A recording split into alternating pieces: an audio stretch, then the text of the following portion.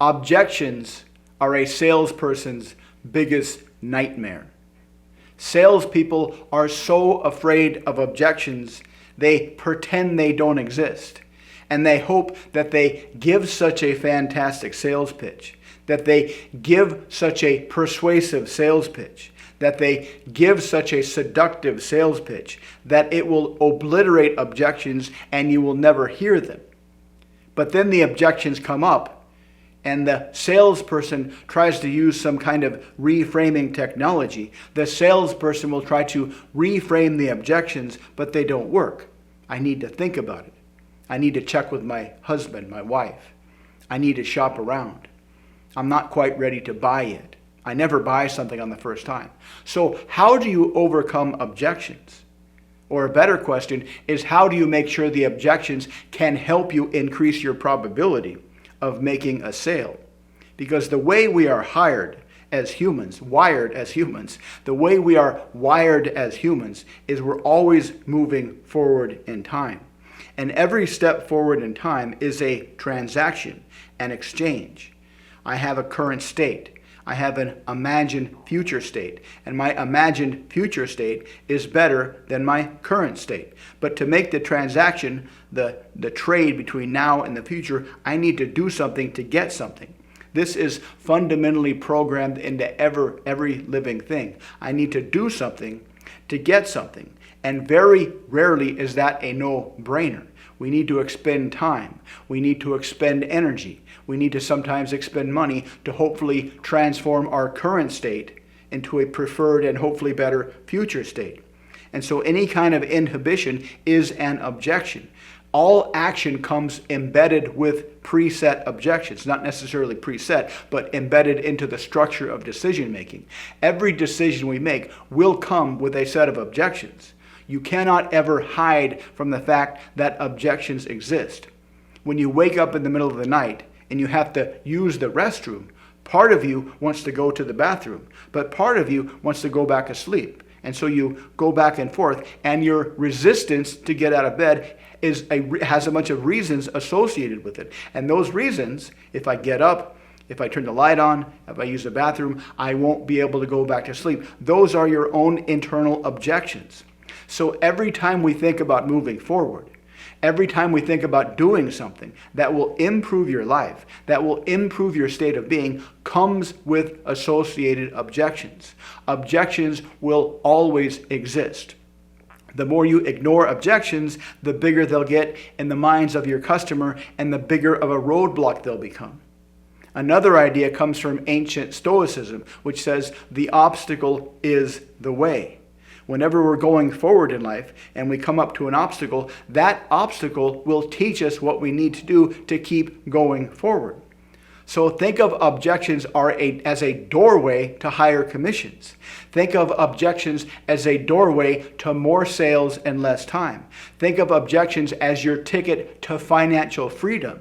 Because the more you can elicit and talk about objections, the easier you can overcome objections, and the more sales you can make, the more money you can make, and the more you can enjoy your free time.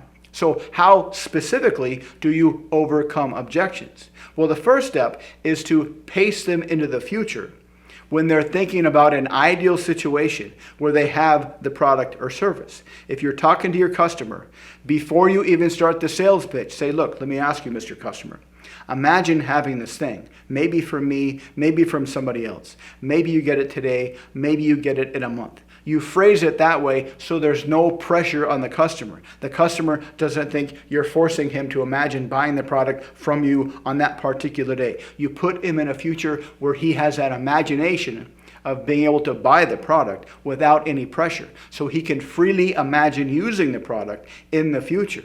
And so you say, now, Mr. Customer, when you imagine having this in the future, maybe it's been 6 months, maybe it's been 3 months, whatever's appropriate for the product or service. What are some of the unexpected problems that go with having this thing? Not are there unexpected problems, but what are some of the unexpected problems? Just assume they're going to exist. Assume there's going to be unexpected problems with getting this product or service.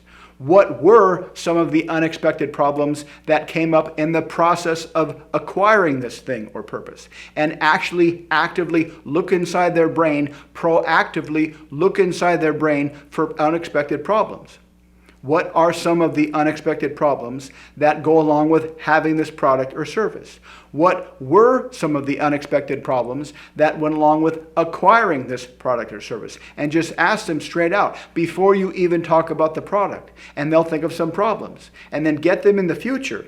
It's critical to keep them in this imaginary future and then say, does those problems take away from the product or service? Do those problems take away from your enjoyment of the product or service enough to make you regret getting it? And they will almost certainly say no. And then you can talk about those problems. Talk about those problems in detail. When you think about getting this product or service, what are some things that might keep you from fully being able to enjoy this in the future? What are some things that might keep you from being able to solve your problems with this product or service in the future? And talk about what their objections might be. Recognize that they have objections. Because when they walk into your shop, when they walk into your store, when you go into their home, when you're on the phone with them, before the conversation even starts, just accept that they have a certain collection of desires of what they want to get with a product, a certain collection of problems that they want to solve with a product, and a certain collection of inhibitions that might keep them from getting the problem, just like when you're laying in bed at night wondering whether or not you should use the toilet or not.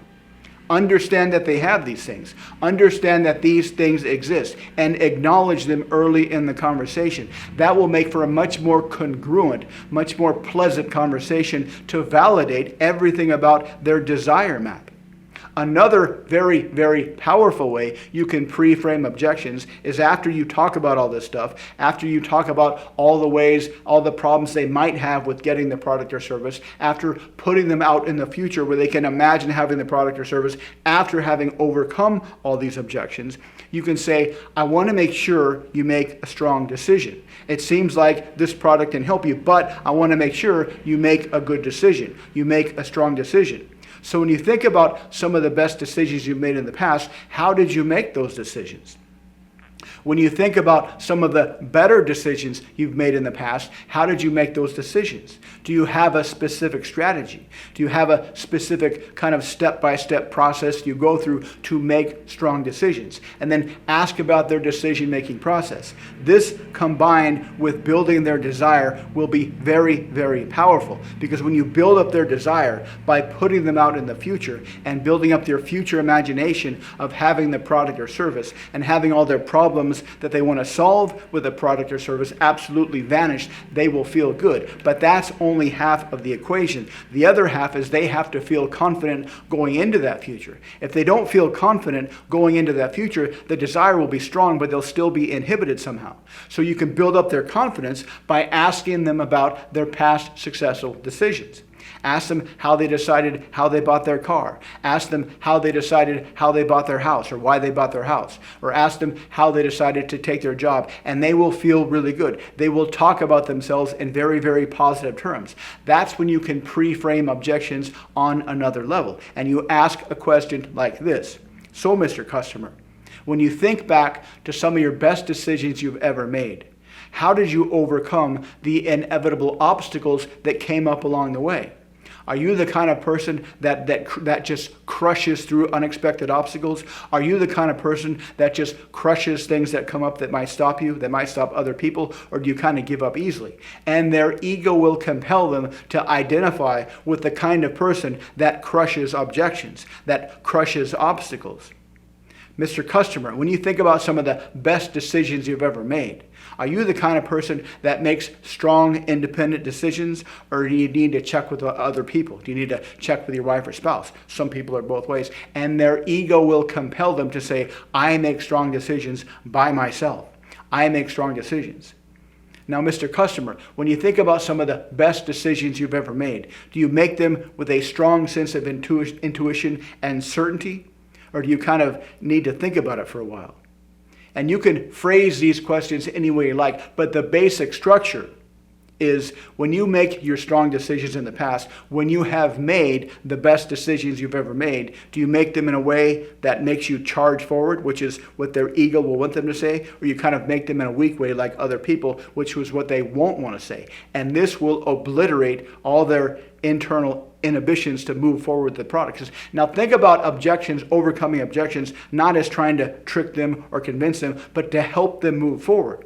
Imagine you have a spouse or partner that's laying in bed, and your spouse or partner wakes up and they say, I need to use the bathroom, but I don't know if I should get up or not. And they tell you their objections. You're helping them make a strong decision. You're helping them make a strong decision that will help them move most comfortably into the future. And this is the same thing you're doing with your customers. When you elicit their objections early in the conversation, when you elicit their decision-making strategy and help them identify with a strong, confident person, you're helping them make a strong decision that will help them move into the future, and this will create a fantastic, mutually beneficial relationship. So think about these ideas. We all have objections all the time when we're by ourselves. We have our own objections. The Stoics said the obstacle is the way. When you address the objection, when you appreciate that everybody has objections, when you acknowledge that everybody has objections, that is a path forward to sales. And talk about the potential objections early in the conversation. Put them into the future and ask them to look back in that imaginary past and how they overcame those objections. And ask them straight up, is there anything that might be keeping you from getting this product or service and enjoying this product or service and solving your problems with this product or service?